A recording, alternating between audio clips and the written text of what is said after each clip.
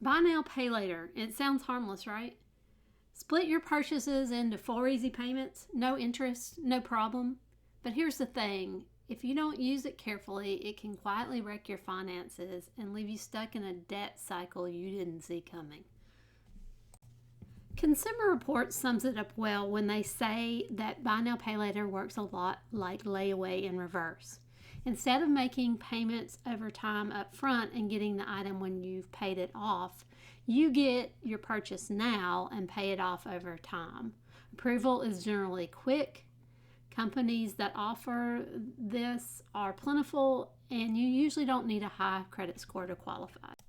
A number of buy now, pay later companies offer several types of distinct payment options. The most common and popular is what's called the pay in 4 option, where if you pay off your purchase in 4 installments and don't have any late payments, you generally don't owe any interest.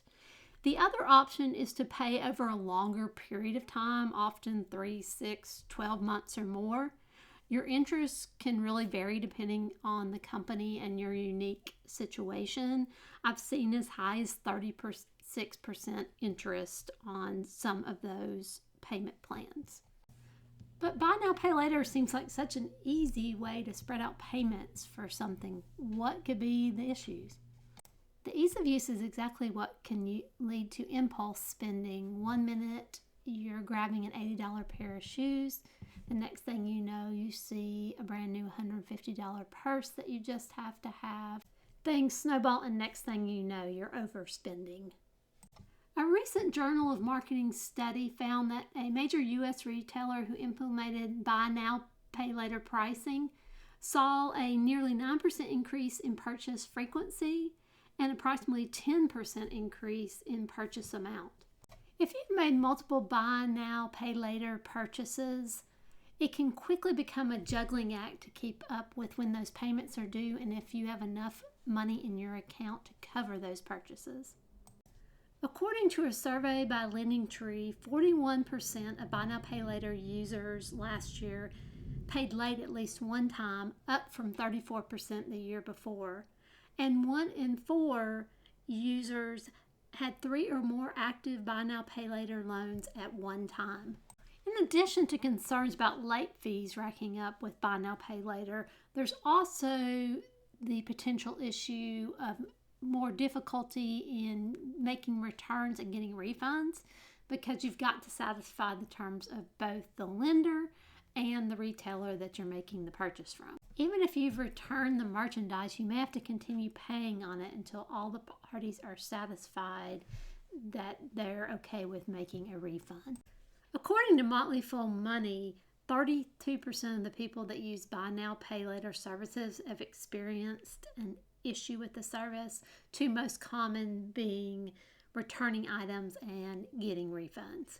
It's important to note that buy now, pay later is not covered on the Truth in Lending Act and therefore doesn't have some of the same protections as credit cards, such as if there's a fraudulent charge with credit cards, you're generally only liable up to about $50 of that charge.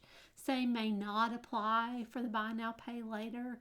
You're really going to have to look at the fine print and check and see if your particular state has made any regulations regarding those protections. As you can tell, I'm not a big proponent of buy now, pay later loans, but if you really feel that you need to use one or want to use one, let's quickly go over 5 things to keep in mind. First, only take out one loan at a time. And be sure to make it something that you really need, not something that on the spur in the moment you want to buy, like a sandwich or a piece of jewelry you just saw. Third, set up auto pay for your buy now, pay later loans. That way you know you are sticking to the schedule of payments. If you're concerned that you're not going to have enough money for that automated system, then you really need to reconsider your purchase. If looking for a longer term installment loan through buy now, pay later, such as 3, 6, 12 months, be sure and pay special attention to the interest rates, and also consider outside options for those type of loans, such as through a bank or a credit card advance with 0% interest for a certain amount of time. Just be sure you're taking a look at all your choices. And look at the buy now, pay later lenders' terms and conditions before you take out a loan. You need to know if they will be reporting information to credit agencies. I know at the time of this publication, at least one is, but I think you're going to see more and more of that over time. So you need to know that, because late payment or skipped payments could start to affect your credit report.